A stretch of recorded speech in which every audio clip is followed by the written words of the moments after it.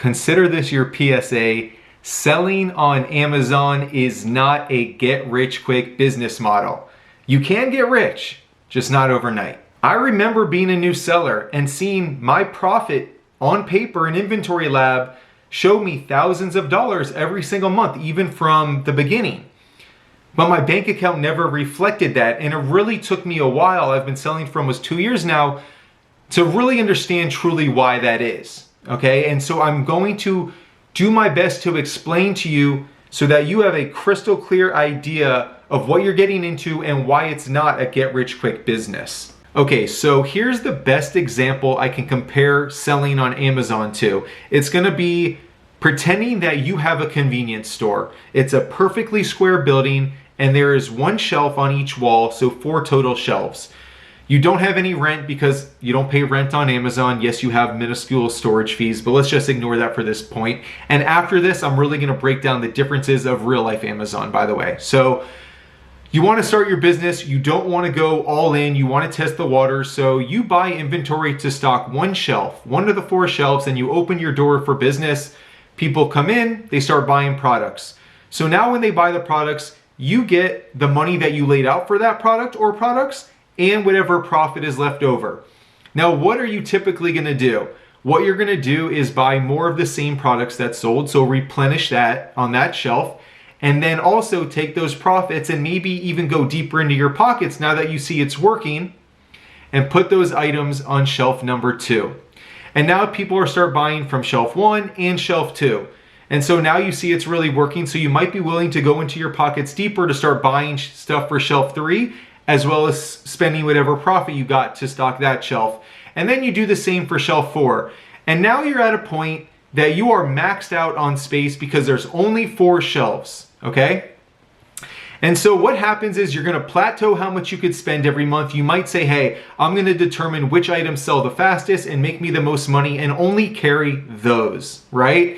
And then you're gonna know every month or every 2 weeks, I spend this much, I make this much, I can give myself a salary of this, and until you open another location or have more shelf space, you've plateaued relatively early relative to your space. And now I'm gonna get into why selling on Amazon in real life is very different. So that leads me to my first major difference, and that is with Amazon, you're really not limited to shelf space. As I was mentioning with that example, you go 1 shelf and you grow until you're capped out to 4 shelves. With Amazon, it's basically infinite. Yes, there is a limit, and yes, there are some small storage fees which are minuscule, but if you're a good seller selling profitable items that are moving fast, Amazon basically will find room for you because remember, they're making money on your sales through their FBA program.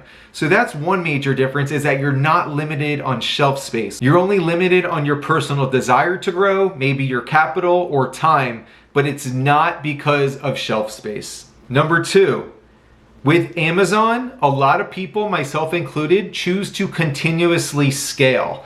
Again, unlike a 4-wall, 4-shelf building with so much space on Amazon, you spend money on inventory, it comes back, you take that profit, and now you buy more inventory and more inventory and more inventory, and even are buying inventory before you get your payouts because you get a taste for it and you realize how many profitable items are everywhere that you can sell on Amazon.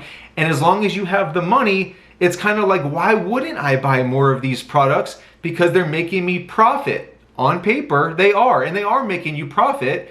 But what happens is people start to take that profit and reinvest the profit and reinvest it and continuously are scaling. And a lot of people that are scaling are kind of cash poor in their business, right? I mean, everyone has different starting spots, everyone has different budgets and capital, but what I'm saying is if you continue to scale, you're continuing to use your initial capital, maybe more capital, and reinvesting all of your profits. And that's why sometimes your bank account doesn't reflect what your profit and loss statement shows.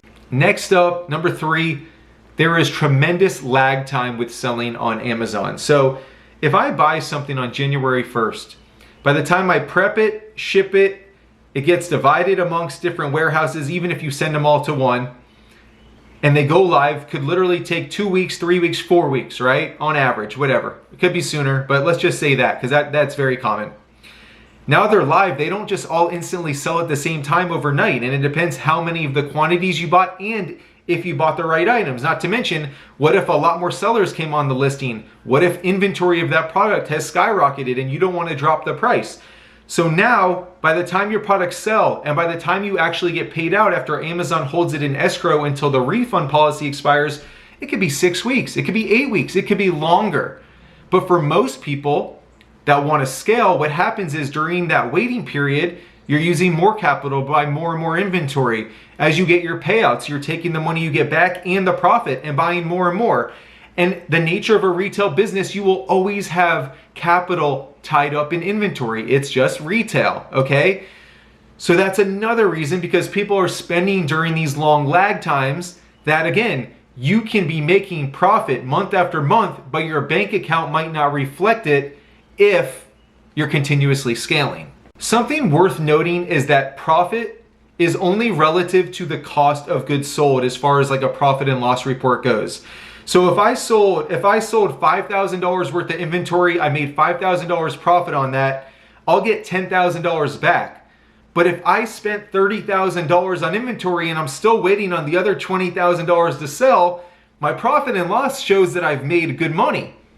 But my bank account is not reflective of that because so much is tied up in inventory. Again, I just want to drive home the point that what you see and what people share with you as far as profit goes is based on cost of goods sold, not just cost of goods. So let's get to the how do I actually get rich part, right? So I've been doing this for 2 years, and I have been somebody that continues to reinvest and scale and just take out for life here and there when I need it. One way, in my opinion, is that from day one, you can set a hard budget. So you could say, you know what, I'm only spending $2,000 a month for the foreseeable future. If I spend that in a day, a week, a month, that's it. That way, when I get my payouts, I put $2,000 back into the business, everything else goes to my pocket, right? That's kind of one way to do it, very simply put. The other, if you continue to scale like I am, eventually I'm gonna hit a plateau. Whether I get to a point of I don't have more time in the day to find profitable items, I don't have more capital to spend, or if I could do both of those, but I don't want to hire a prep center, I don't want to get VAs, maybe I'm just content, right? Maybe I'm just, instead of going from 5 to 10 to 15 to 20 on my spend, I just say at 25, I'm done, all right? And now I've built up that snowball and it finally plateaus, and if I continue to spend 25 every month, as long as my profit margin's consistent, I kind of know what I'm going to get back every month and can start taking some from my own bank account. I can reinvest the 25 and everything left over can come to me type of thing. And that leads me to something that's a very common question is, when can I quit my day job? You need to fully understand your numbers with selling on Amazon. If I was speaking to a best friend, I would say, don't quit the day job. This is so perfect for doing outside of your day job, on nights, on weekends, on mornings, on lunch break. You can source online any time of day. There's plenty of time to prep and pack or use a prep center. But if you want to scale, you're not going to realize the extra cash in your bank account because it's constantly going to be reinvested in more and more inventory, and cash is going to constantly be tied up in inventory, again, because it's a retail business. This was a topic that was really important for me to share. I've been excited to talk about it and really tried to hone in on the best way to try to describe it. So I do hope this helps paint the picture. So many people, I don't think, know their numbers in general, and it is a business. You need to know your numbers, okay? It's not get rich quick, as you can see, especially if you want to scale, because it's retail and you're going to have inventory tied up. You're going to have lag time with Amazon payouts. You're going to want to be sourcing more and more and reinvesting your profits sometimes, right? And everyone's different. There's no one size fits all, but that's what I've seen a lot of.